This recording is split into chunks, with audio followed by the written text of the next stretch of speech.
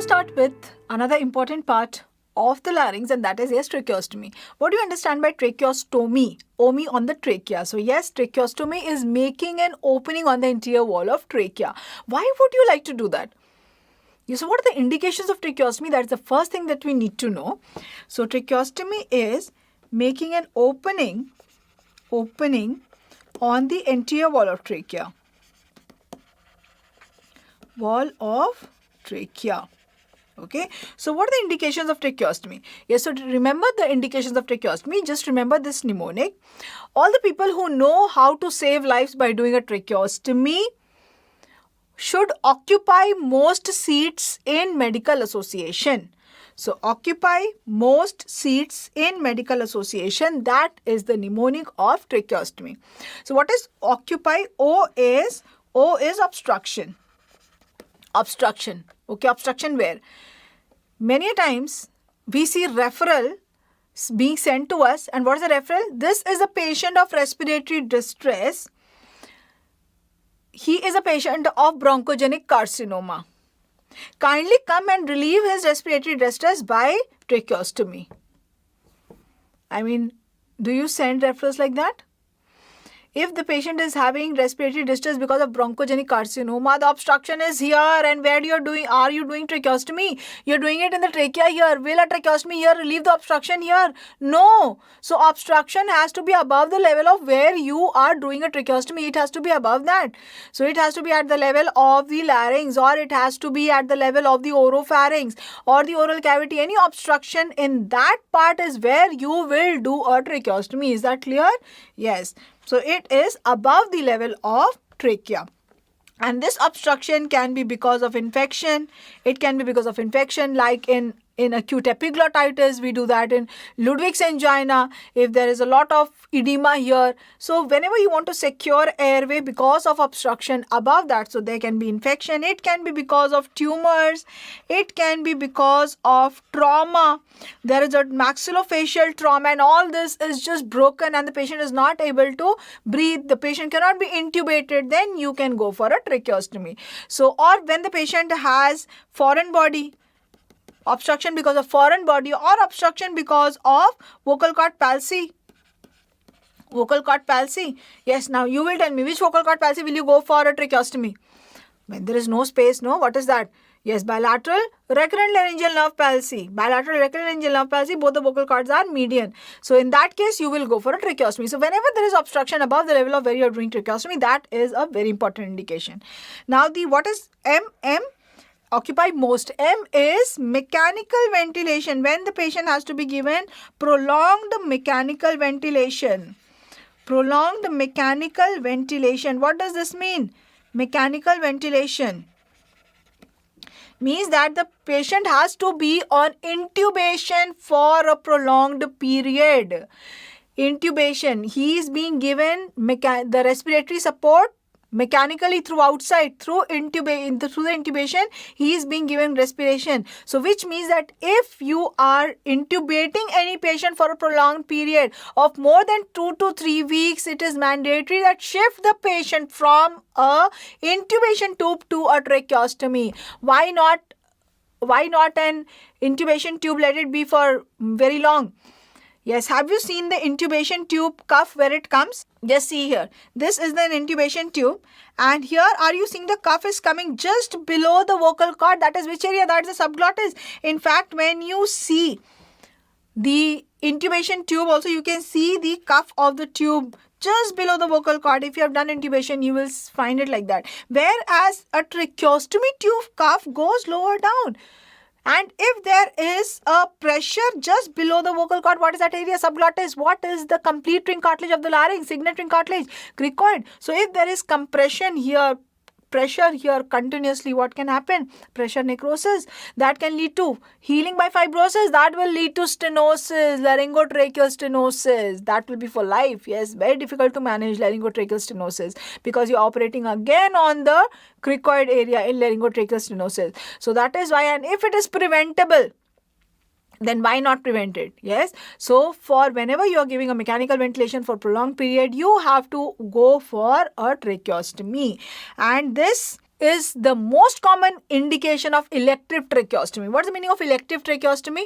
Elective tracheostomy means you have a lot of time and you are doing tracheostomy as a planned procedure. Whereas what is an emergency tracheostomy? Emergency tracheostomy means patient has come to you in respiratory distress, bilateral rectal engine of palsy. Patient has come with foreign body.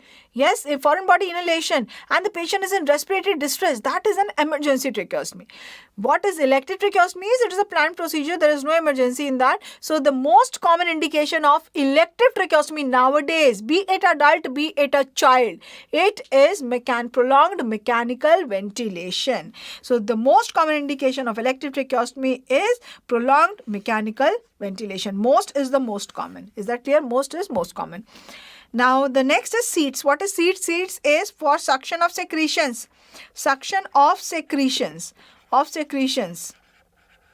I mean, just for suctioning secretions, will we do tracheostomy? Just to suction out the secretions? Suction out the secretions when the patient is in intubation, on intubation tube.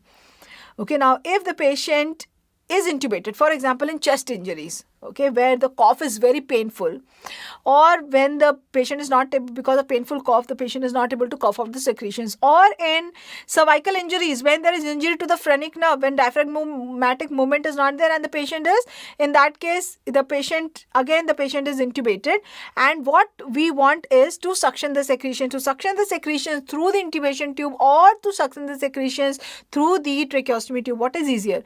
Yes, to suction the secretions through the tracheostomy tube. Also, many a times what happens is in cervical spine injuries, in phrenic nerve injuries, yes, or in chest injuries, when the patient is not able to cough out the secretions, that leads to inspission of secretions that can lead to chest infections. So in these patients, we always go for a tracheostomy to suction out the secretions, to ease out this procedure of suctioning out the secretions. That is when the cough is not possible. That is in phrenic nerve injuries. That occurs in cervical injuries, cervical spine fractures. This is very common, cervical spine fractures. Yes, go to your ortho ward and see how many patients there are tracheostomized.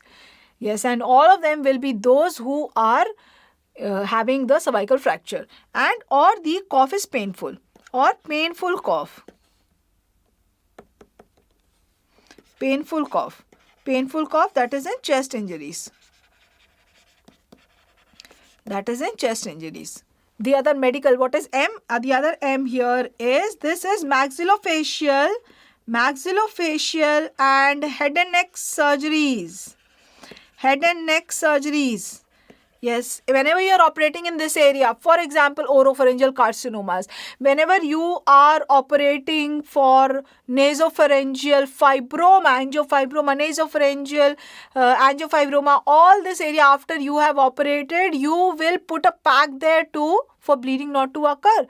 Yes, and you do not want all the bleeding to go down into the lungs also. You have to put a tracheostomy. The patient is not able to breathe through the nose, not able to breathe through the oral cavity also because of edema in that area. So when we have operated for some time, we need all this area till the time it is all packed, till the time it is all edematous. We want this area not to be involved in breathing, because we cannot take that risk that by chance we have operated, we have done such a good surgery, and following the surgery, because of obstruction of the airway, we lose the patient. Yes, we do not want that.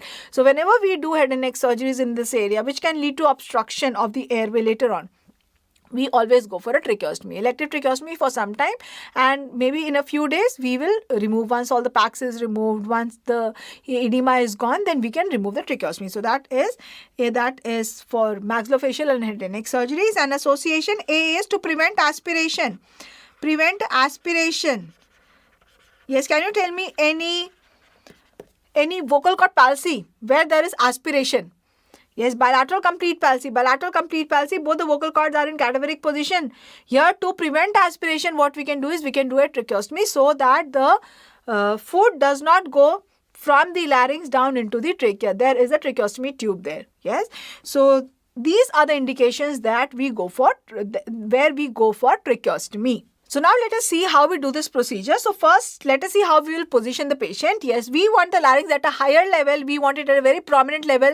This is, the trachea has to be very accessible, and at the same time, the trachea has to be a higher level so that the blood does not go down directly into the lungs. So this is the position which is known as Rose's position. Do you do it for any other condition? Yes, whenever we are operating in this area, again, we do this position, adenoidectomy, tonsillectomy. This is extension at both at atlanto-occipital joint as well as at cervicothoracic joint. So at atlanto-occipital as well as at cervicothoracic joint.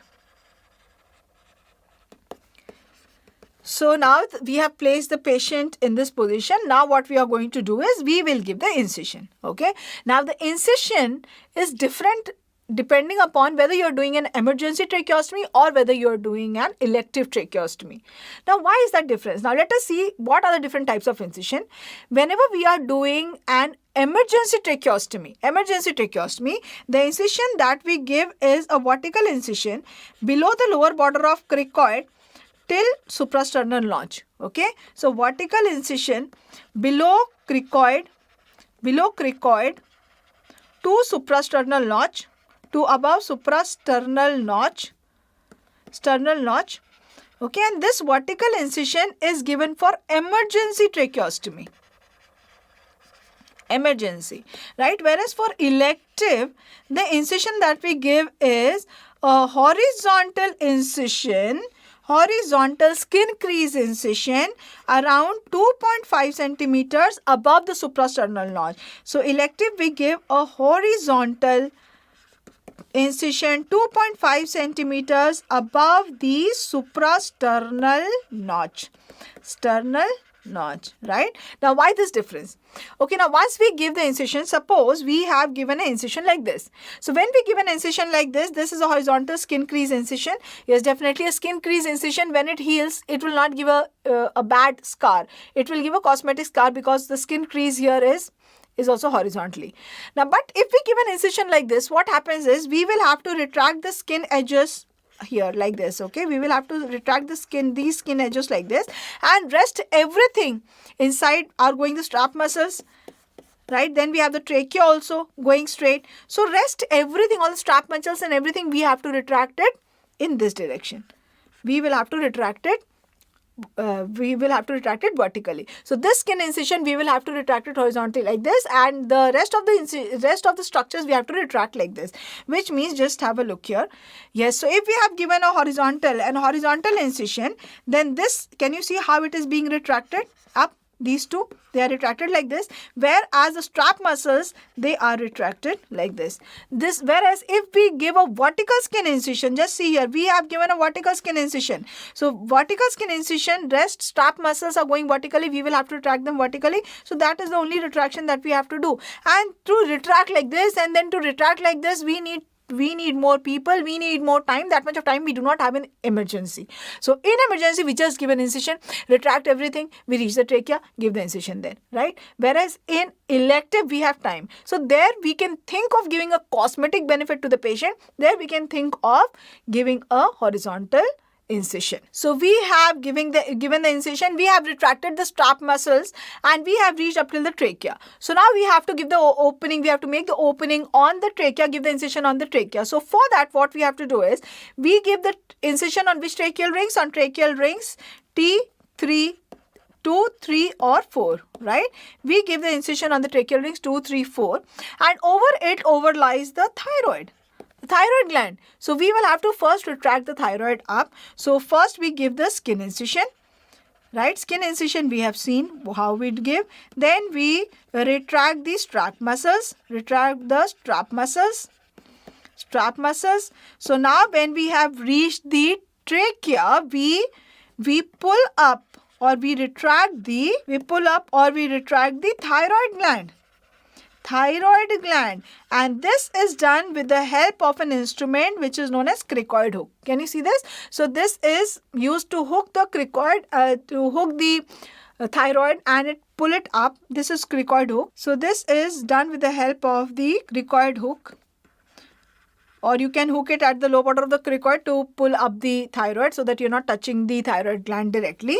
And now you have the tracheal rings 2, 3, 4 in front of you. What you do first is, yes, you first aspirate whether there is air inside or not, which means that you are on the right track, you are on the trachea. Yes, so you will take a syringe filled with saline, and then you will put it into the trachea. You will pull out, you will see air coming in, you know you are on the right track, you are on the trachea, and then you will give the incision. Okay, so you will aspirate air, and now you are confirmed that this is trachea. Now you will give the incision. Incision will be given on which tracheal rings? On tracheal rings 2, 3, 4. It is never on first tracheal ring. Why never on first tracheal ring? If you give the incision on first tracheal ring, that is what is known as high tracheostomy. High tracheostomy is when you give an incision on first tracheal ring. On T1, that is high tracheostomy. What can be the complication of high tracheostomy? Tell me, what can be the complication if you give an incision on the first tracheal ring? Yes, that is very close to cricoid. So there are chances of injury occurring to the cricoid, and that can lead to stenosis. So that can lead to subglottic stenosis. Subglottic stenosis. So you do not go for a high tracheostomy. The only indication of high tracheostomy is, tell me, tracheostomy, any idea? Yes, when you have done tracheostomy in a patient who has come to you in stridor because of carcinoma of the larynx, where you are planning to take up that patient for laryngectomy. So we know that we are going to remove the larynx completely in this patient. What about subglottic stenosis then? Subglottis is only not going to be there. Yes, so in that case, we go for a high tracheostomy. So a only indication of high tracheostomy is carcinoma of the larynx. Now anyway, when we have to remove the larynx, then why specifically go for a high tracheostomy? Do it in the normal place only, not do it on the tracheal rings either 2 or 3 or 3 or 4. Yes, why go specifically for high tracheostomy? Once we have removed the larynx, how does the patient breathe? Yes, we know that we pull out the trachea and suture it to the skin outside, which means that we want enough trachea to be there to pull it out and suture it to the skin outside. And if we have done tracheostomy in this patient, it is mandatory that we remove the larynx and we also remove the part of the trachea up till the level of tracheostomy. You have to remove it. And lower, whatever trachea is left, we pull it out and suture it to the skin outside. That is what we do in laryngectomy. We remove the larynx also, and up till the level where we have done a tracheostomy, where we have made a hole in the trachea, that part also we remove. And the part of the trachea that is left behind, which is healthy, no opening anywhere, that we pull it out and we suture it to the skin outside. So if you want good tracheal length to be left behind for you to pull it out and to make a permanent tracheostome, so then you should specifically go for a high tracheostomy. So have you understood that? Okay, so that is why we go for high tracheostomy. And yes, this is a question that is asked in your exam. High tracheostomy is done at what level? Tracheostomy is never done at which level? What is the only indication of high tracheostomy? All this is what you need to know. So now you have given an incision on 2, 3, 4, 2, 3 or 3 or 4. Right now, how is this incision? What is this incision look like? Yes, so it can be either a vertical incision that you have given like this. Yes, and or what you can do is you can give an incision like this, a U-shaped incision. Can you see? A U-shaped incision on the trachea, and this part of the tracheal wall, which you have made a flap like, a U flap like, you retract back and suture it to the trachea below, and then you put the tracheostomy tube, so that once you have removed the tube, you can deposit that flap. This is what is known as Bjork flap. Otherwise, you can just give a vertical incision, and usually what we do is we give a vertical incision. That is very convenient when you have to do an emergency tracheostomy. So much of time of giving an incision like this, retracting, suturing, all that time is not there. So for emergency, we just give usually a vertical incision. Anything can be given. And yes, the incision site we know is 2, 3 or 4. And now what we do is we put a Portex cuffed tracheostomy tube. So it is made of Portex, so it is known as Portex. It has a cuff here. Yes, why do we need a cuff here? Yes, we need a cuff here because we are operating at that time. It is but obvious that there will be some bleeding, and that bleeding will go into the trachea, it will go into the lungs. We do not want that. So we want a complete airtight seal to be there, something like this. We want an airtight seal to be here so that all the aspiration, all the aspiration of the blood, all the secretions, all that does not go down. So here we always, whenever we do a tracheostomy, immediately the tube that we put is always a curved tube. It is a Portex curved tube, and this Portex cuff tube has low pressure, means the pressure that it applies on this wall is not too much.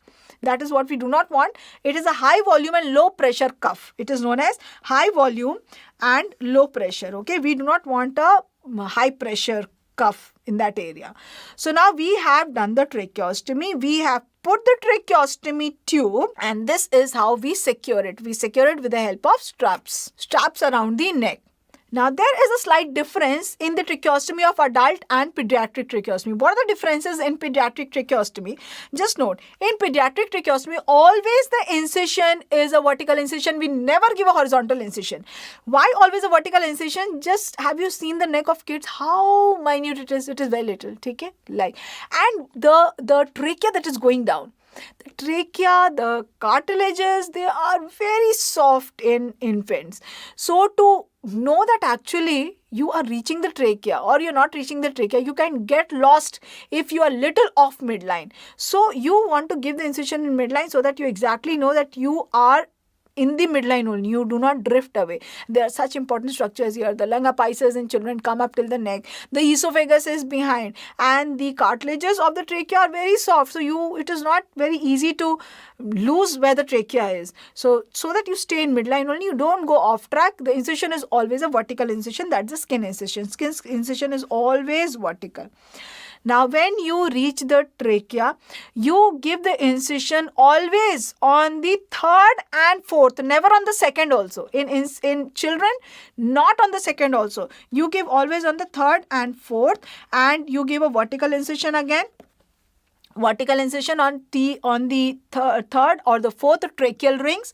And also what you put here is stay sutures. What's the meaning of stay sutures? Stay sutures means that when you have, suppose you have given the incision, okay, you have given the incision here like this. Now this is one end of the trachea and this is the other end. So when you give an incision here like this, now these are the two ends of the tracheal walls. You have made an opening on the trachea. You will put a tube here, yes, but by chance the tube gets dislocated. Yes, so if these edges are apart, it will be easier for us to localize it, to identify where the opening is and put it back. So we want that we do not lose it in children just because of it getting dislodged and we are not able to find where the opening is. We do not want to lose the patient. So what we do is, once we have made the incision, we put a suture on this end, we put a suture on this end. Okay, and big sutures, we tape it to the skin. So this end suture, we have put the suture and we have taped it to the skin here. Here we have put the suture and the threads of the suture we have taped it to the skin. So that if by chance the tube gets lodged, we know that yes, the opening is open and we know that we are into the trachea, we are not putting the tube anywhere else. So that is why always we put stay sutures. Stay sutures put on the edges of the tracheal opening. Of the tracheal opening. So now you have done a beautiful tracheostomy, you have saved the life of the patient, and now what is the post-operative care that you have to put? You have put a cuffed tracheostomy tube. Right?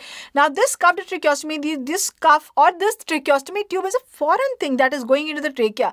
That will produce irritation. That will produce a lot of secretions. Also, the patient always has been breathing through the nose. That is a humidified air, a filtered air, a temperature regulated air. Now the air is going directly into the trachea, the dry air, the hot air, the cold air, whatever it is, directly going into the trachea. So that will produce a lot of secretions, that will produce a lot of crusting. So there has to be good post-operative care that we need to take of the patient. We have to do very regular, we have to do suctioning of the tube. So suctioning has to be done very frequently so that the secretions do not block the tube. The crusting does not block the tube. This has to be done. This can be done just with the suction. This, if you feel that there is crusting, you can put some sodium bicarbonate or saline in the tube and then you can do suctioning. And this has to be done frequently throughout the day.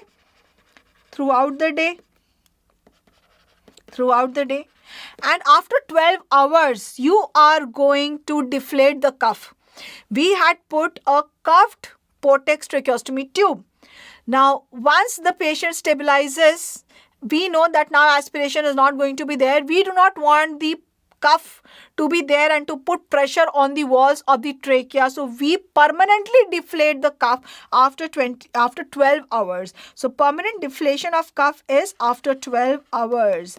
Never you have to leave the cuff inflated for more than 12 hours continuously. Yes, so you have deflated the cuff now, and now you have to change the tube also. Yes, because this tube definitely will get obstructed. There will be crusting. In spite of you doing regular cleaning, there will be this tube will need to be get cleaned also.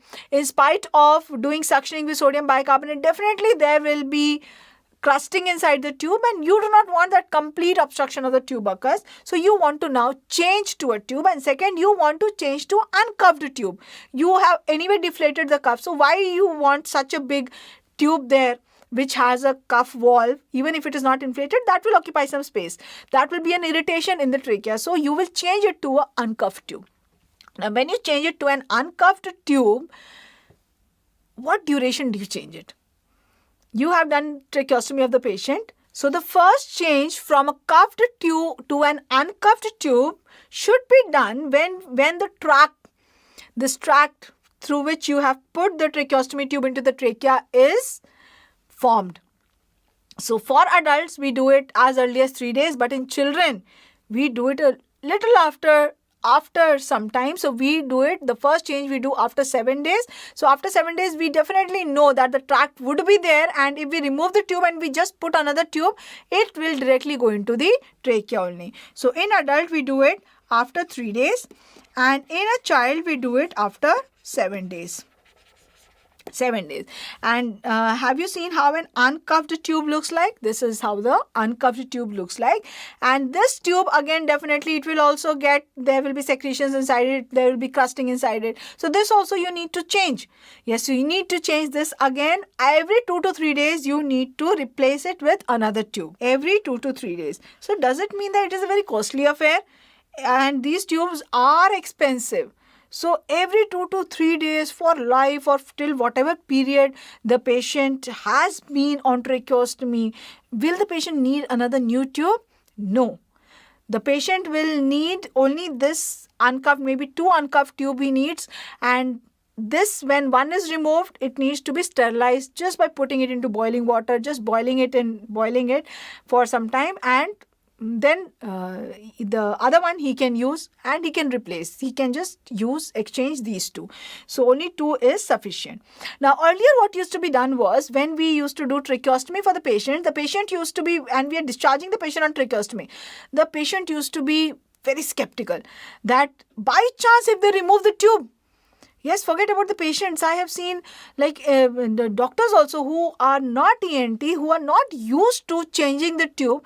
If they have to change the tube, they are scared that maybe the tube, they will not be able to pull it back. So just imagine the patients who are not literate also, who belong to villages also. We are sending their relatives with this tube, and they will have to do the changing and replacement of the tube. So that used to be a difficult thing. So that time what used to be used was metallic tubes. So what is metallic tube? How is it beneficial in that sense? Is that it has 2 tubes. It has an outer tube like this, and it has an inner tube. So whenever any crusting or secretions or blockade occurs, that occurs of the inner tube. So the relatives have to take out only the inner tube. The outer tube stays in place. So there is no way that he will not be able to put it back, or he will put it in some abnormal place. But the disadvantage is that because it is metallic, it will cause corrosion and it will cause necrosis, pressure over the trachea and it can cause necrosis. It can lead to fistula formation. That is why these are now abandoned. They are no more used now. What is used now is the Portex cuff tracheostomy tube or Portex uncuffed tracheostomy tube. Now, when you have put tracheostomy to the patient, okay, so the patient is breathing from here inside, breathing out through here. So how is he speaking then? How is he speaking? When we speak, the voice, the air has to go to the level of the vocal cord to vibrate it. Now the air is going from here inside, it is coming out from here. Does it mean that a patient who is on tracheostomy tube, even if his vocal cords are normal, will not be able to speak till the time he has the tube? No. If his vocal cords are normal, he can speak. How can he speak? Yes, for that what we do is we make an opening on the tracheostomy tube. Where do we make an opening? Yes, we make an opening at the bend of the tracheostomy tube. Can you see here? So we make a fenestra here and this we insert it into the trachea. So we have taken his tube and we have made an opening. We have put it into the trachea now. Now what happens is when he is breathing out, not all air is coming outside. Some air through this opening is going to above to the vocal cord to vibrate it.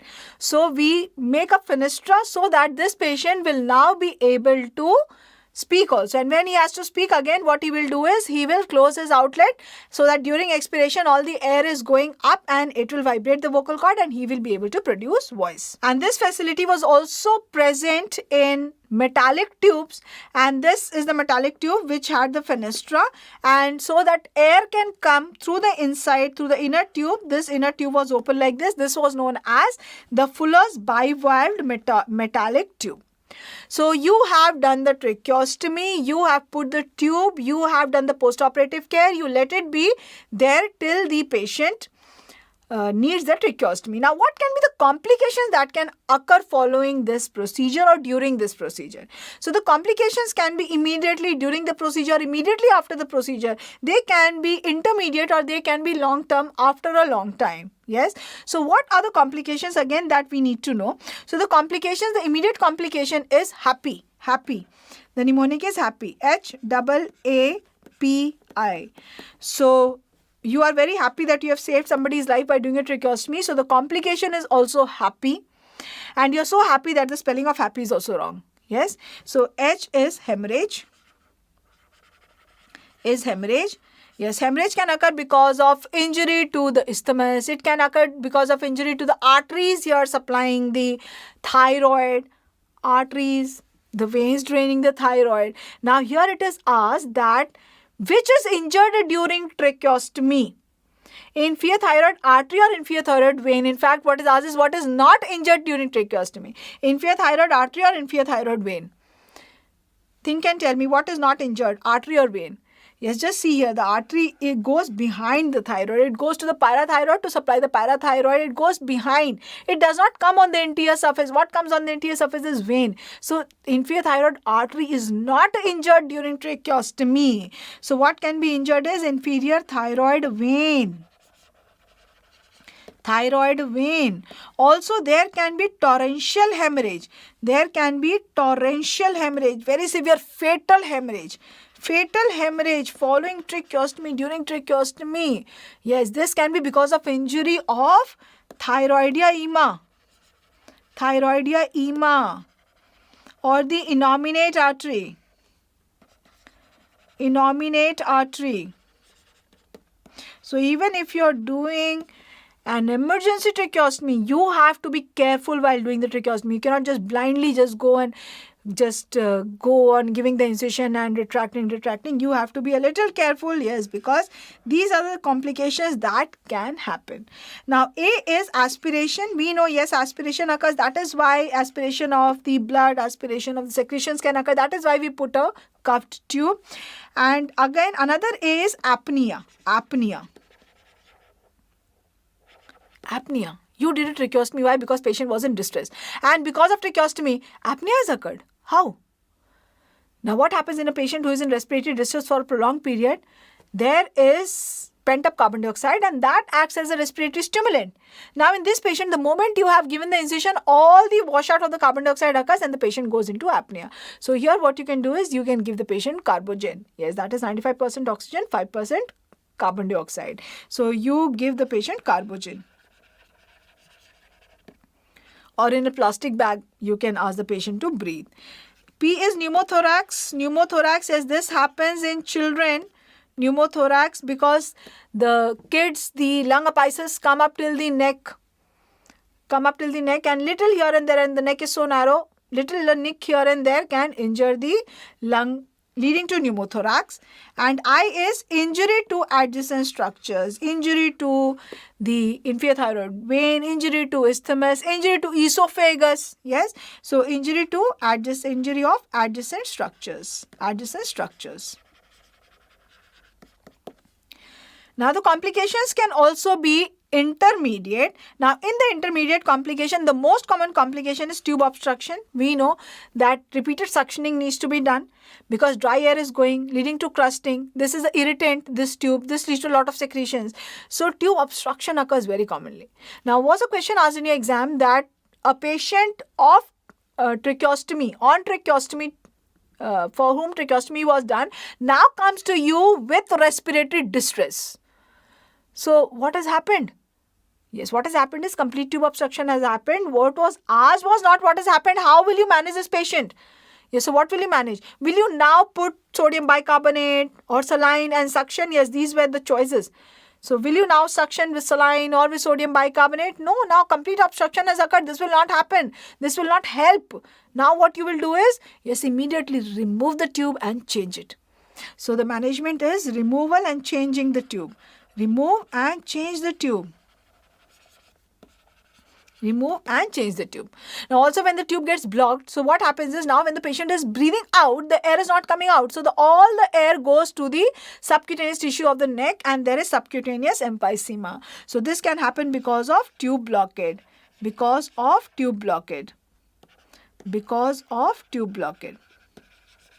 And also what can happen is fistula.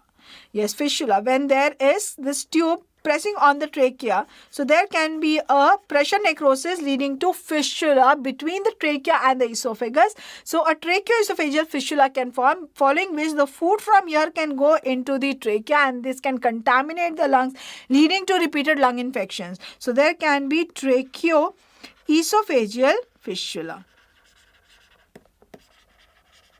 Now, there can also be long-term complications. And what are the long-term complications or the late complications? There can be infection. There can be granulations that have formed over this area. Granulations. There can be tracheocutaneous fistula. What is cutaneous fistula? Yes, there can be fistula here. A continuous fistula here that has formed between the trachea and the skin here. So, there can be tracheocutaneous fistula. And one of the most important late complication of tracheostomy is difficult decannulation. What is the meaning of difficult decannulation?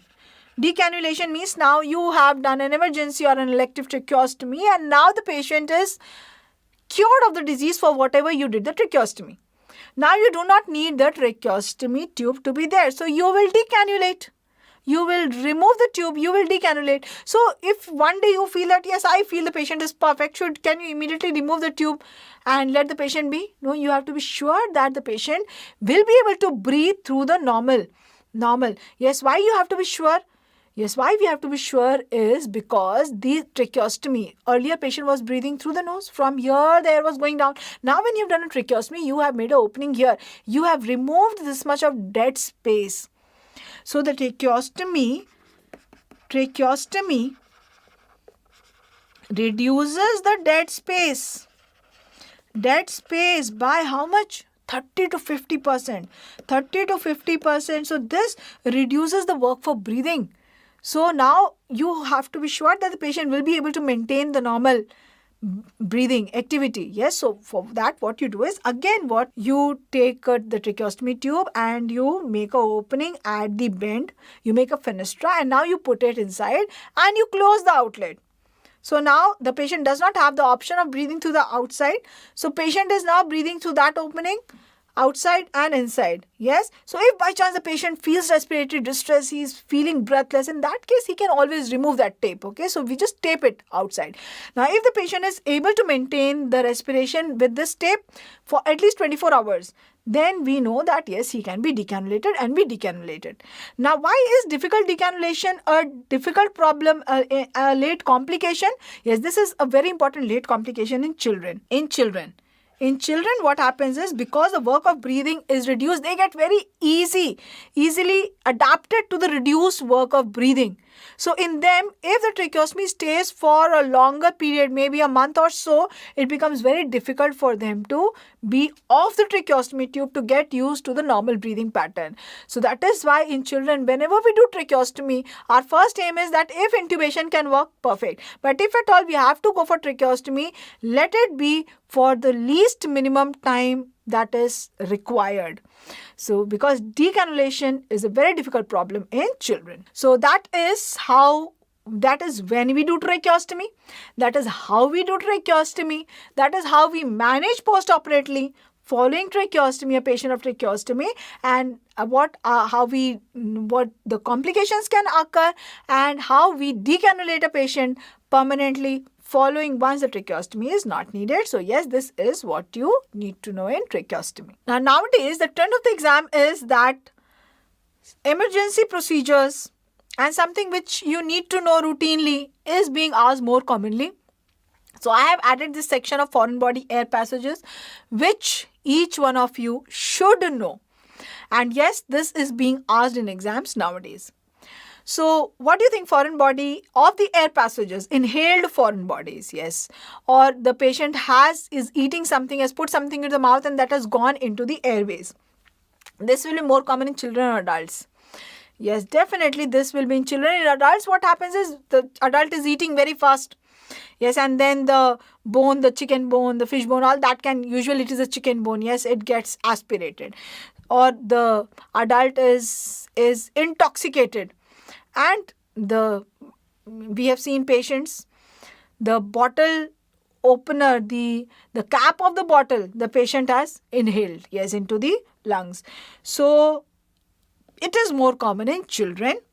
It is more common in between 1 to 4 years of age. The most common foreign body in children to be inhaled. Any guesses? Yes, peanuts. Peanuts and nuts. So when my son was small, of this age, I never allowed anybody to get peanuts at home, because what kids will do, you will not know. And we have seen so many kids with inhaling peanuts. I was so scared. And the earliest symptom is, that is, you must have noticed, whenever anybody aspirates, whenever you are sitting on the dining table and you're talking also and you're eating also, what happens suddenly if something goes inside? What you do? You start coughing. Yes. So paroxysmal coughing. So the earliest symptom is paroxysmal coughing, choking, gagging. Yes, so many of the times in the question it will be mentioned that the child was playing with the toy. So the most common is peanuts, nuts, but there can be anything that the toys, the parts of toys, yes, parts of toy, anything. The patient is playing with the toy, the child is playing with the toy, and the mother notices that suddenly the child is coughing. Okay. Now, once this is the earliest symptom. But what happens is, after this early symptoms, the patient goes into a symptomless stage. Yes, and now the next symptoms will develop after some time, when this foreign body, wherever it has gone inside and lodged, there it is causing problem. It is causing irritation, it is causing ulceration, it is causing edema. So the next set of symptoms will develop after some time, after the first episode of continuously coughing, gagging or choking. Okay. So now the next symptoms will depend upon where the foreign body has gone down and it has lodged. Now if it has gone and lodged into the larynx, what will be the symptoms? We know now larynx is what? For voice, for coughing. Yes, so here patient will have, if there is a partial obstruction, patient will have hoarseness. Patient will have cough, and in the cough maybe there can be blood, hemoptysis. Yes, and if there is total obstruction, then the patient will have respiratory distress. Respiratory distress. Now, if this has gone down into the trachea, okay, now if it has gone down into the trachea and if it is a small, not a very big foreign body, it is a small foreign body, what will happen is it will move with inspiration, expiration, inspiration, expiration. It will move, it will hit against the wall of the trachea and that will produce a noise which is known as a palpatory thud. Palpatory thud, or it is known as an audible slap. Audible slap. Okay. Now also what can happen is it can completely block either the trachea or it can go into the bronchi. If it goes into the bronchi, which bronchi will it go most commonly into? Which has less angulation? Yes, the right bronchi. So the most common bronchi that can go into is the right. Now if it goes and completely blocks it, now what can happen is, yes, the patient can have, it causes a significant amount of obstruction, then the patient can have stridor. How will be that stridor? Inspiratory, biphasic or expiratory? Yes, the patient will have up to secondary bronchi. If the obstruction is, patient will have expiratory stridor. Expiratory stridor. If it has lodged beyond secondary bronchi, then the patient will have wheeze. And if it has completely obstructed either the trachea here or it has completely obstructed one bronchi, so what will happen is air will not enter that side of the lung. There will be atelectasis, and this child, the mother will get later on with the complaint of breathlessness. Yes, so here there will be complete obstruction that will lead to atelectasis. Atelectasis. So always be careful in such age children. If they are getting with the child with wheeze, there is no history of asthma or allergy, suddenly a sudden onset wheeze is there, or there is breathlessness, and what you notice is reduced breath sounds on one side, always think of foreign body inhalation. So atelectasis, and that will be, you can find it by reduced breath sounds. Right? So initially there was an episode of sudden coughing, and later on if it has gone into larynx, so symptoms of larynx like hoarseness, there can be distress, there can be cough. If it has gone into the trachea, moving up and down, audible slap or palpatory thud. If it is causing significant obstruction, then stridor, expiratory stridor. Gone into the bronchus, most commonly right bronchus, completely obstructed, then there can be atelectasis of that part. So now the next symptoms will come depending upon where it has gone and it has got lodged into. Now whenever you see any patient, you are seeing that the patient is suddenly started coughing, is eating something, yes, on the table, and you are somebody sitting with you, having dinner with you, having lunch with you, and suddenly starts coughing. What is a normal response? What is the first thing that you do? Have you noticed what people do? Yes, they go and they give back blows. Yes, should that be done? Yes, that is the first aid management. That is the first thing that should be done. But when do you have to do it? Yes, you have to do it. The first aid, if first there is no respiratory distress and the patient is able to speak. If the patient is able to speak and there is no respiratory distress and the patient is able to speak, then you go for back blows and you encourage coughing. Now in infants, this is how back blows needs to be given. This is how you position the infant on your thigh, holding the child with your hand and opening the mouth of the child with your fingers. Open the mouth so that when you give back blows, whatever has got stuck will come out through the mouth of an infant. Now, if the patient is conscious and you must have seen in movies maybe, or you must have seen the patient suddenly holds the neck and the patient is appearing totally cyanosed. He is not able to speak anything, not speaking a word. He is not able to cough. He is breathless. He is not able to breathe.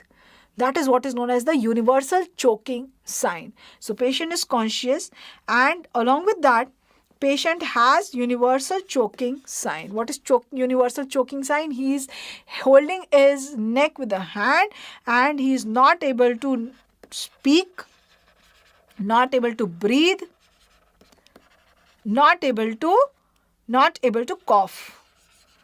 Then what you do is the Heimlich maneuver. What is Heimlich maneuver? You stand behind the patient, you make your fist with one hand and the other hand you hold above the fist and you put this fist over the just below the sternum, just below the sternum, you put it and you give pressure posteriorly and upwards. Posteriorly and upwards, like this in this area, posteriorly and upwards. This will increase the intrathoracic pressure and will help the foreign body to come out.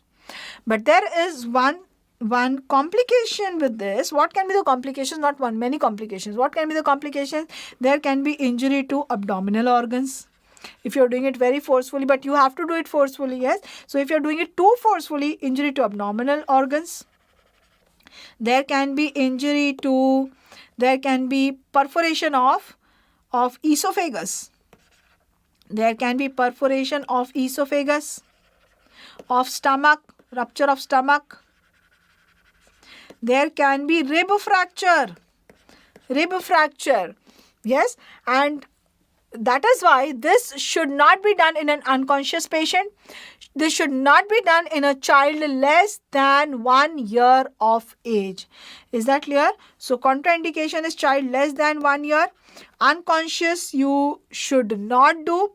And in pregnancy, the blows that you give, the site where you give the blows is not just below the sternum, but it is a little higher up. So it is higher. The blows is higher. And in infants, what you can do is chest thrust like this. Yes, you do not have to stand behind the child. You do not have to make the child in front of you and give Heimlich maneuver. You have to make the child lie on your hand and you can give chest thrust. Now, if by chance somebody is eating and has this universal choking sign and there is nobody around to give a Heimlich maneuver, the patient can himself do it. How can he do it? With the help of a chair.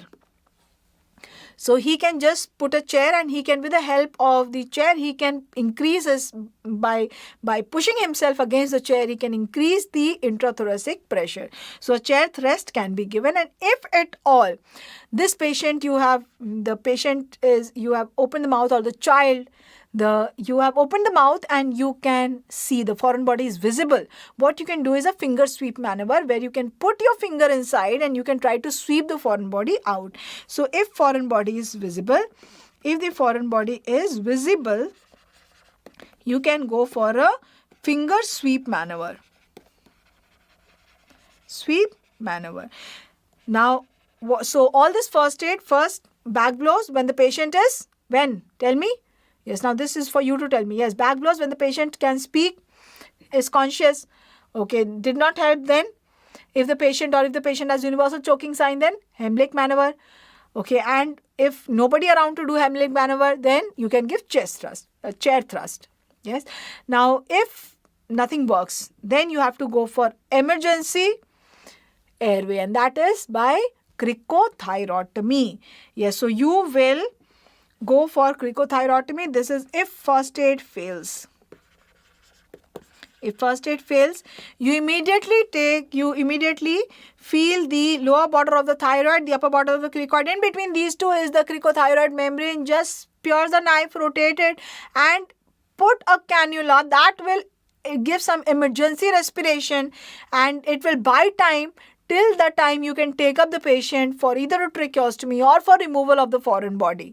So this is what is known as also mini tracheostomy. It is known as coniotomy. Why? Because this cricothyroid membrane is the anterior thickening of conus elasticus.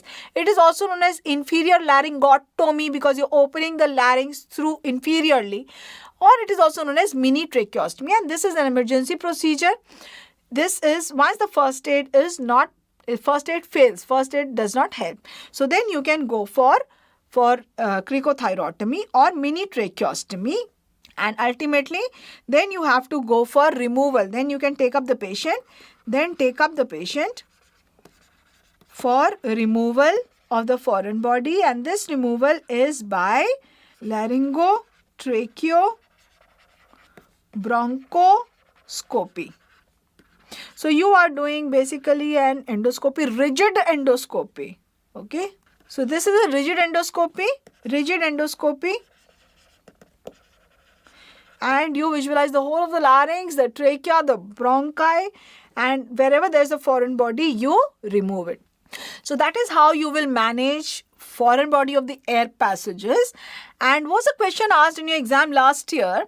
This picture was given and was asked, this child, the presentation was given, the child was playing with coin or something presentation and swallowed, and now the x-ray is given below. This is two x-rays were given. One was the AP view, the other was the lateral view. Lateral view I will just show to you in some time. By seeing this, can you make out that this is a coin or a foreign body which has got stuck in the esophagus or the trachea or the larynx? Can you make out? This is what and this is what? So suppose this here is the larynx. These are the two vocal cords. This here is the anterior commissure. This is the posterior commissure here. Yes. So the largest diameter of the larynx is what? What is the largest diameter? Is it the AP diameter? Is it like this, anteroposterior diameter? Yes, this is the largest diameter, which means that if there is a coin which goes in the larynx, will it go and stick like this? Get stuck here like this? No, it will go and get stuck like this. Are you getting it? It will go and get stuck like this. Yes. So if you take an X-ray, AP view like this. Yes. So what view are you getting? You are getting a view like this. You will get a picture like this of the coin. Right? Whereas if you take a lateral view X-ray, lateral view, how will the lateral view appear? Complete end face. Yes? Is that very clear? Okay. Now let us see what will happen in esophagus. Now esophagus is a tube, a round tube like this, but it is not open. It is not open. It is closed. It is always closed. It opens only when the food goes, which means that this here is the esophagus. It is like this, which means that the largest diameter of the esophagus is the horizontal diameter. Yes, so if the coin goes into the esophagus, will it get stuck here ever like this? No. How will it go? It will go like this. It will get stuck like this. So if you get the AP view, how are you going to see? Yes, you are going to see a picture like this on the AP view, which means that if you are getting this picture, yes, you are getting an end face view on AP view. On AP view, then this is what? Where is it? Is it in the trachea or the larynx or the esophagus? Where is it? Yes, this means it is in the esophagus. This means it is in the esophagus. Yes, so when it goes into the esophagus, it will be like this. It will stick like this. It will get stuck like this. Whereas in the larynx or the trachea, the coin will get stuck like this. It will get stuck like this. So when you do the AP view, you will get a picture like this, which means that if you are doing the AP view, you have got a picture like this.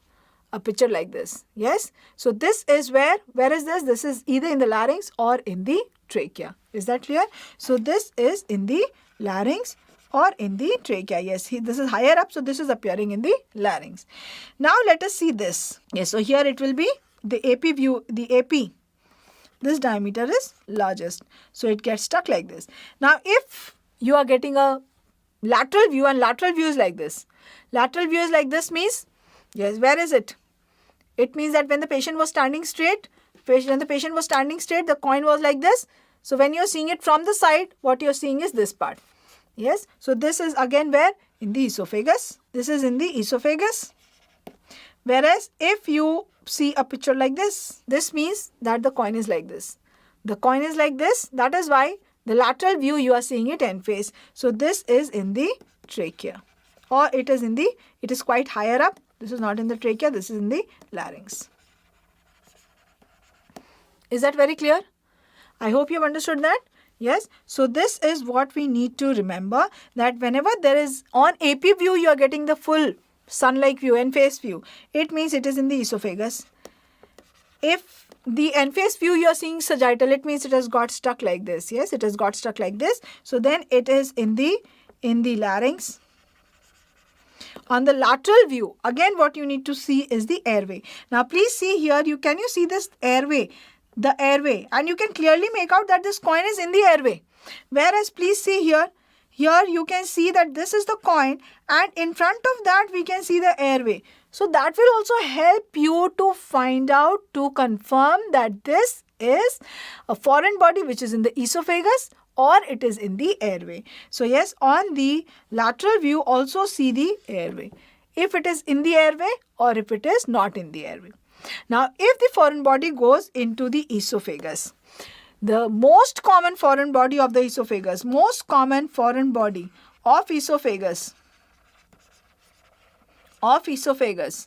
is a foreign body coin. And when we were PGs, this was one thing which everybody used to fight for, the surgeons, yes, because they used to tell us that this is our field.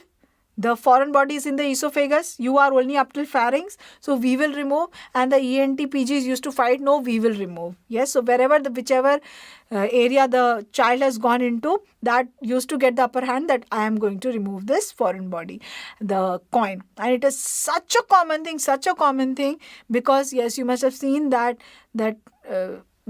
children, they are given coins nowadays. Thankfully, the coins are not much in use, but earlier the coins were so much in use that outside our ward we used to see kids playing with coins, and sometimes the PGs used to just wonder that when are you going to swallow it? We want to remove it. Yes, so we want to practice removing it. So this most common foreign body of the esophagus is the coin, and the most common site of lodgement of foreign body of the esophagus has been a question of your exam some time back, and the choices were above the cricopharyngeal sphincter, or at or above the cricopharyngeal sphincter, or at or below the cricopharyngeal sphincter, or mid-esophagus, or in the stomach. Where do you think is the most common site of lodgement? It is at or above or at or below? Yes, we think that it has got stuck, so it has to be above the cricopharyngeal sphincter. At or above. The most common site is at or below. Why at or below? Because above the cricopharyngeal sphincter, the function of the muscles, they are the longitudinal muscles and the circular muscles of the pharynx, and their function is to push the food down through the cricopharyngeal sphincter. So that tone is high. So if it is above, they will probably push it down. But the tone of the muscles just below the cricopharyngeal sphincter is a little weak. Why? Because it has to dilate when the food comes down. So if it has got stuck at or just below, then the chances are there that it might not go down. So most common site is at or just below the cricopharyngeal sphincter. Just below the cricopharyngeal sphincter. So if it has to get stuck, it will get stuck here. Only by chance you get the X-ray done and you see that the foreign body of the esophagus, this will tell you this of the esophagus, or it is down, lower down. Yes, it is down, lower down, mid-esophagus or up to stomach. Then nothing needs to be done. You just ask the patient to eat lot of things, bananas and everything, and it will go down. You just have to observe. Within 72 hours, it will be passed out in the stool. So the problem is only when it gets stuck above at the level of the cricopharyngeal sphincter or just below it. So that is how we differentiate whether the foreign body is in the airway or in the esophagus. So that is what you need to know in tracheostomy as well as in foreign body of air passages.